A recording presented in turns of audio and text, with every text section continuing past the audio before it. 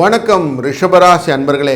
உங்கள் ராசிக்குள்ளர கிருத்திகை நட்சத்திரத்தில் நம்முடைய சந்திர பகவான் உள்ள நுழைகிறார்.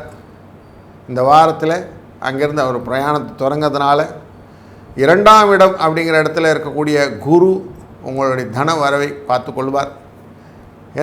உங்களுடைய ராசி 11ஆவது இடத்துல இருக்கக்கூடிய சனி பகவான் பண வரவுக்கு மேலும் வகைகளை செய்து விடுகிறார். ராசியினுடைய 5ஆம் இடத்தை பார்ப்பதனாலே குழந்தைகள் விஷயத்தில் கொஞ்சம் எச்சரிக்கையாக இருக்க வேண்டியது முக்கியமாகிறது.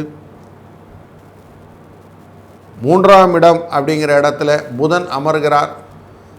அதனால் வாழ்க்கையில் சுபிட்சத்தையும் லாபத்தையும் இடமாற்றத்தையும் எண்ணியிருப்பவர்களுக்கு லாபத்தை கொடுப்பவதாகவும், 4ஆம் இடம் செவ்வாயும் கேதுவும் அமர்ந்தனால் கொஞ்சம் ரிலேஷன்ஷிப்பில் கொஞ்சம் ப்ராப்ளம்லாம் வரதுக்கு வாய்ப்புகள் உண்டு. கொஞ்சம் எச்சரிக்கையாக இருக்க வேண்டும் அப்படிங்கிறதையும், அதுக்கெல்லாம் ஓவர் கம் பண்ணுறதுக்கு ஏதாவது ரூட் இருக்குங்களா அப்படின்னா, இந்த வாரத்தில் 26ஆம் தேதி வராகி தேவியின் நவராத்திரி ஸ்டார்ட் ஆகிறது.